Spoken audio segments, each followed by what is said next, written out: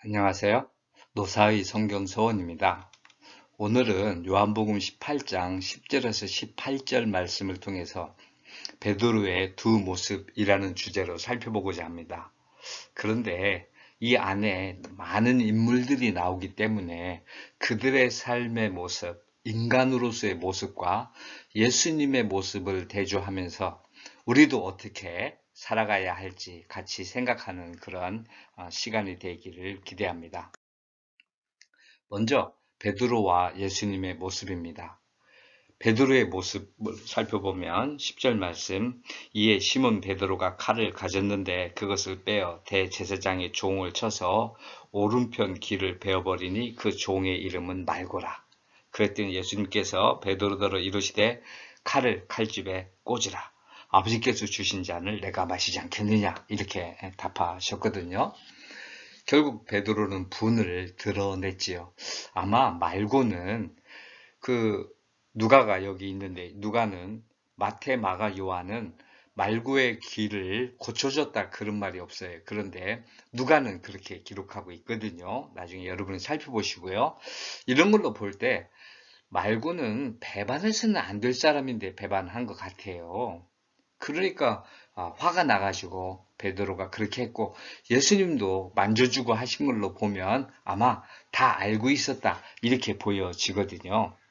어쨌든지 베드로는 화를 냈습니다. 이게 아마 맞은편으로 있었을 텐데 오른쪽 귀를 잘랐다고 한다면 베드로는 이건 우리끼리 제가 책임져야 하고 왼손잡이가 아니었을까.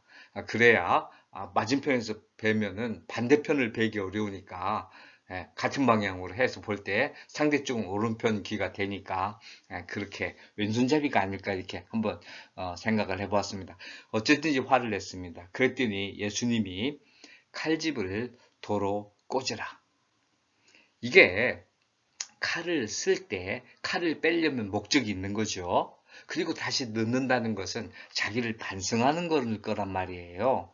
아마 불교식으로 말한다면 평정심을 가져라, 뭐 이런 거, 방하착, 뭐 즉시 내려놓아라, 뭐 이런 말이라고 볼 수 있겠죠.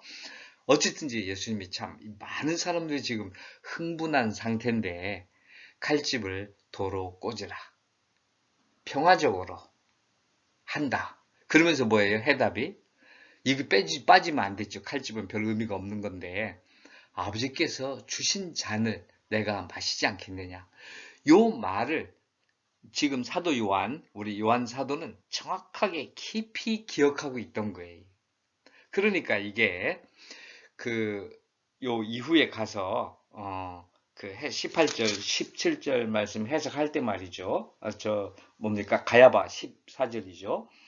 가야바는 유대인들에게 한 사람 백성을 위하여 죽는 것이 유익하다고 공부하던 자더라. 이 가야바가 요한복음 11장에서 말했을 때 그 해석을요, 이따가 또 다시 한번 나올 건데, 민족뿐만 아니라 흩어진 하나님의 백성을 구원하기 위해서 돌아가셔야 한다, 이렇게 해석을 했거든요. 요한복음 11장에서 가야바가 얘기했을 때요. 그게 아버지께서 주신 잔이라는 정확한 해석이 되는 거죠. 요한의 분별력, 통찰력, 신앙이 대단하다고 보여집니다. 군중과 안나스의 모습입니다. 군대와 천부장, 유대의 아랫 사람들의 모습, 다 이거 좀 봐야죠. 지금도 뭐 러시아가 우크라이나를 침공했어요. 서로 치고받고 공방전을 펼치는데 결국 하는 일은 사람이 죽는 거죠. 그리고 하나님이 세우신 그런 여러 가지 질서들, 이런 것들이 망가져 가는 거죠. 뭐 장군이라고 해봐야 별거 있습니까? 여기 천부장도 마찬가지입니다. 유대의 아랫사람들 다 모여가지고 한 것이 예수님을 결박하고 끌고 간 거죠. 아마 지금도 이런 무력으로, 총으로, 칼로 이렇게 하는 사람들은 결국 예수님을 끌고 가고 결박해가고 예수님을 묶어두려고 하는 것밖에는 없지 않다, 이래 보여집니다. 12절 말씀, 이에 군대와 천부장 유대인의 아랫사람들이 예수를 잡아 결박하여 먼저 안나스에게로 끌고 가니 안나스는 그 해의 대제사장인 가야바의 장인이라, 이렇게 되어 있어요. 안나스가 주후 6년부터 15년까지 제사장으로 대제사장입니다. 대제사장으로 활동을 했는데 아들 5과 사위가 이제 가야바예요. 그런데 아들 5이 다 대제사장을 했다고 해요. 이게 아론에게 하나님이 제사장으로 임명할 때는 종신제였어요. 그런데 로마의 그 지배를 받게 되면서 로마 집정관들이 자기 마음에 드는 사람, 이런 사람들은 대제사장을 시켜주고 마음에 안 들면 안 시켜줬죠. 대부분은 뇌물로 된 것이고 아니면 뭐 아부를 잘하거나 어쨌든지 권력자와 관계가 있을 때 대제사장이 됐던 거죠. 그러면 한 가문에서 사위까지 합해서 7명의 대제사장이 나왔으면 얼마나 그 인간적으로는 대단하다고 볼 수 있겠습니까? 예, 이런 거를 사도행전 4장 6절을 보게 되면 안나스와 사도행전 4장 6절에 말이죠. 안나스와 가야바, 요한과 알렉산더와 및 대제사장의 문중이 다 참여를 했어요. 왜 그러냐면 누구지? 사도행전 3장에서 말이죠. 베드로와 요한이 안진뱅이를 일으키잖아요. 나사렛 예수의 이름으로 일어나, 명하노니 일어나 걸어라 이러잖아요. 그 사건 때문에 자꾸만 이게 그 예수님의 이름이 나오니까 얘네들이 공회를 해가지고 사도들을 엄히 혼내고 말을 못하게 하려고 했죠. 그래서 이렇게 얘네들이 이제 위세를 부리느라고 다 왔어요. 다 참여를 한 거예요, 여기에.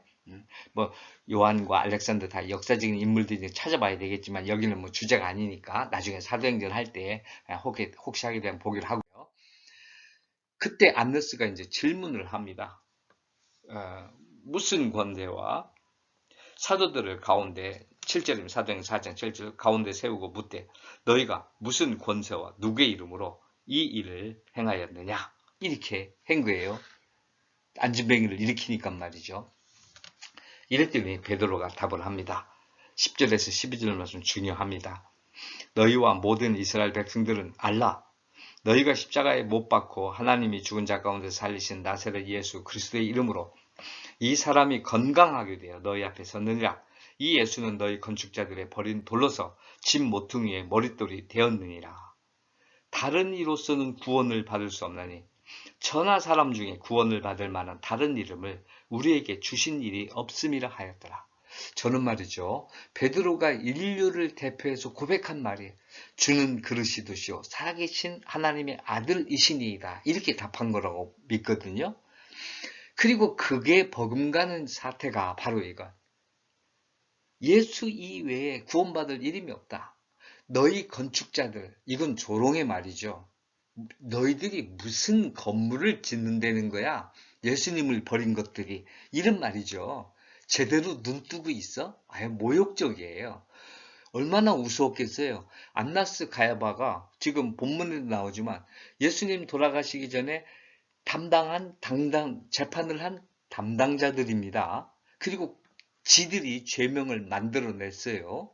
그렇게 해서 예수님을 죽였는데 예수님은 부활하시고 그의 제자들이 그 이름으로 이렇게 이적을 베푸니 속된 말로 이거는 사람 뒤집어질 일이에요. 속이. 이건 지금 안나스가 체면이 말이 아닙니다.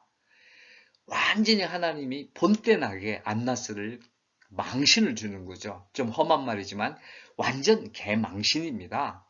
베드로에게 말이죠. 더군다나 베드로가 말이죠. 초라하게 불지옥이 있고 말이에요. 하인 여자아이가 물었는데도 말이죠. 그 시가토스 이러니까만 시가로스 그러니까 그건 시집 안 간 아이거든 어린 소녀거든요. 그런 하녀에게 질문을 받고 말이죠. 아니라고 할 정도 수치스러운 인물인데 말이죠. 많은 시민이 모이고 문중이 다 모이고 대제사장이 다 온갖 사람들이 다 온 데서 완전 망신을 당한 겁니다. 이 권력자들이 전부 망신을 당한 거지. 그 이름 예수. 안진뱅이를 일으킬 수 있는 것도 예수님이고 니들도 구원받으려면 예수님밖에 없어. 이 외에 다른 이름이 없다고. 대제사장 웃기지 마시라 이 얘기 아니겠어요. 그리고 이제 가야바입니다. 가야바는 유대인들에게 한 사람이 백성을 위해 죽는 것이 유익하다라고 권고하던 자더라. 이게 지금 나사렛 그 나사로가 살아나니까 그 문제를 논의하기 위해서 이게 예수님 인기가 많아지는데 어떻게 하느냐? 이러니까 한 사람이 죽는 게 맞다. 그때 가야바가 얘기를 한 거거든요. 아, 그래서 이제 한 사람의 죽음을 정당화해서 이거를 요한이 그 요한복음 11장 52절에서 민족만이 아니라 흩어진 하나님의 자녀를 모아 하나가 되게 하기 위하여 중후실 것이라. 이렇게 이게 그러니까 하나님이 주신 잔을 내가 거절할 수 있겠느냐? 이렇게 말씀하신 거란 말이에요.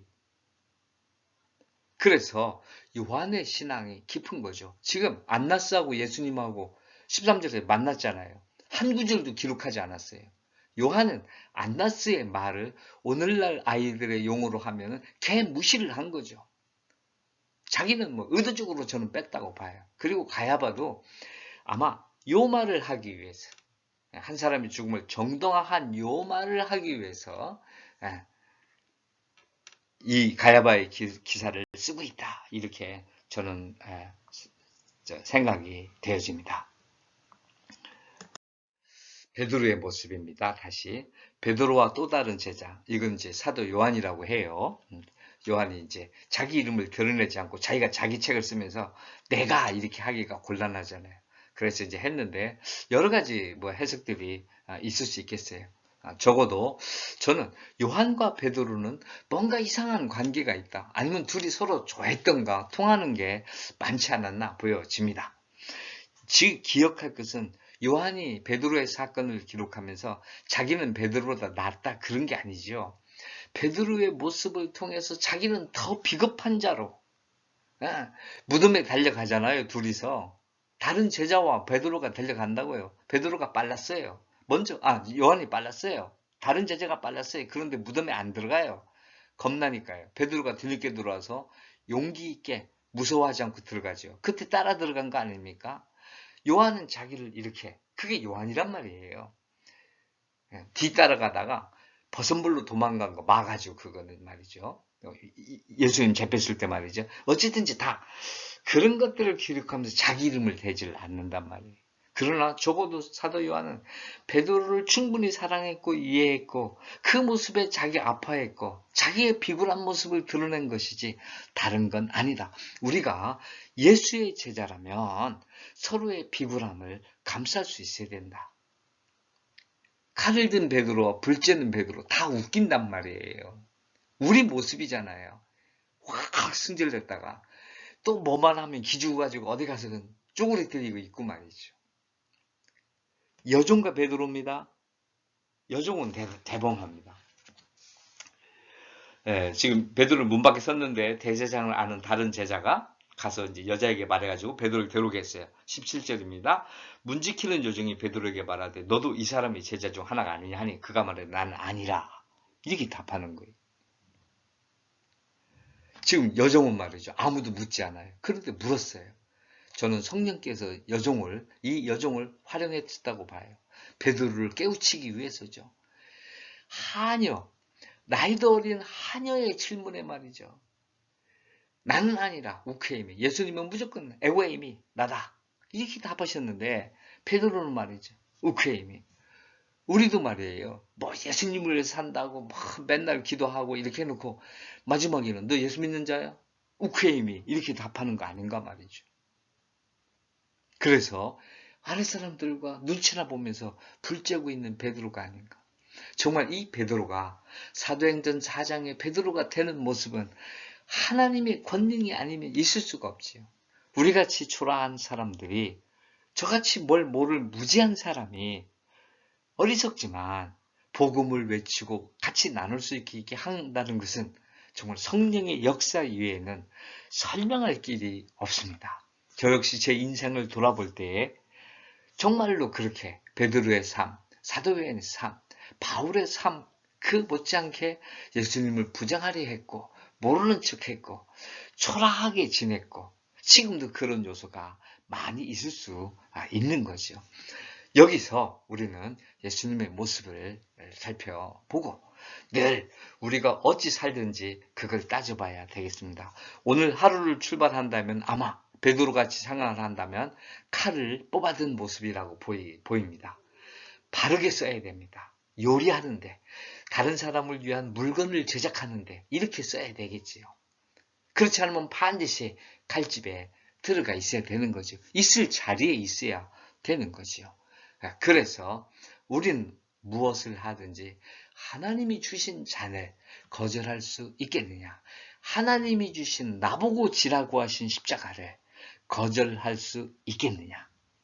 여러분과 제가 주님의 명령에 따라 주님의 모습을 본받으며 하나님이 주신 잔을 마시는 흉내 내는 그리스도를 본받는 그런 그리스도의 제자가 되기를 기대해 봅니다. 감사합니다.